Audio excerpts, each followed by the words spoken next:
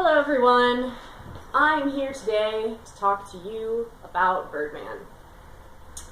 I had a bunch of people recommend Birdman to me, like my boss recommended Birdman to me, several people that I'm friends with recommended it to me, I read that it was really good, so I went ahead and watched it. And I have to say, I'm still reeling a little bit from the experience. It reminded me a lot of Swan, which was a movie that I loved, but only watched once because it was so creepy and unsettling. This film had similar tones and themes to Black Swan, but worked a lot better, in my opinion, just because it was more lighthearted, so it was an easier watch. Michael Keaton plays Birdman, who, well, I mean, he doesn't play Birdman anymore. He's a washed-up actor who used to be Birdman, and now he's adapted this play from a book, and he's trying to put it on Broadway, and everyone's like, Birdman's putting on a play? Oh, that'll be good.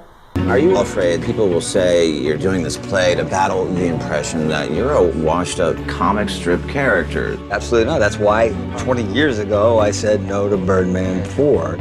So he's dealing a lot with his ego, because all us actors just die when people don't love us, so he struggles a lot with that, and he keeps hearing Birdman's voice in his head, like talking shit, like, oh, you're nothing, we used to be amazing, we should have done this, this, and this. You were a movie star, remember? And they play a little bit with this telekinesis element, where he moves stuff with his mind, and you can't really tell if he's just imagining it, because he's like drunk half the time and talking to himself as Birdman, or if it's something that he's actually kept hidden from everyone, because they open with him kind of like levitating by himself, like he's meditating, just floating. How did we end up here? This place is horrible. In midair, so that was an interesting element. There are so many talented actors in this film. Edward Norton is always phenomenal. You wrote this adaptation? I did, yeah. And you're directing and starring in your adaptation. That's ambitious. But there were two actors that blew me out of the water.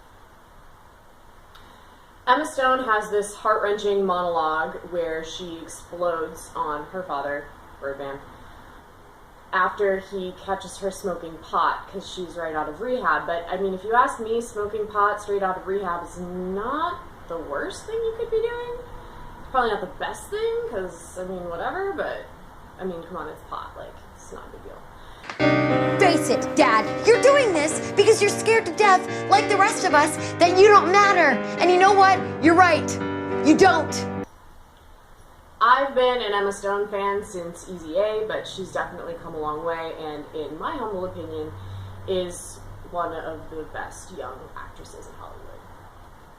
And then we have Zach Galifianakis, who I didn't even recognize at first. I was literally like squinting and leaning into the screen.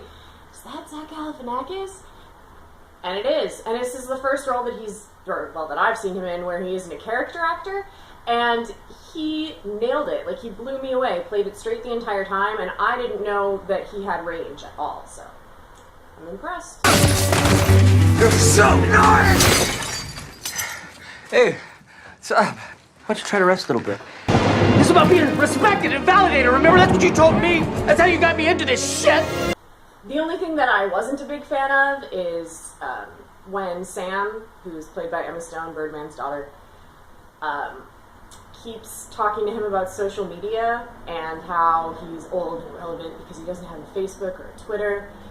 And she creates him a Twitter account at one point, and it helps like boost his fame level or notoriety or whatever you want to call it. They did something similar in the movie Chef with the son of the main character in that movie, and I am aware that social media is a big part of our everyday lives, but I also feel like it gets shoved down my throat enough. Like, I don't need to see it in movies. I see it enough literally everywhere else. So, don't need it. I sound old, but whatever. The body's 24, the soul's been around for centuries. Not my fault. Also, Birdman has an ambiguous ending, which I always have a love-hate relationship with, because I want my questions answered, goddammit. But, on the other hand, I also appreciate the filmmaker's faith in my imagination to answer the questions on my own. Birdman, you blew my mind. 9 paws out of 10. Catnip. Tripping balls, but I need more. Straight out of North Hollywood, I'm Valkyrie Spock. This has been Rantz with Valkyrie. Tune in with me next week and we'll talk some more shit about some more movies.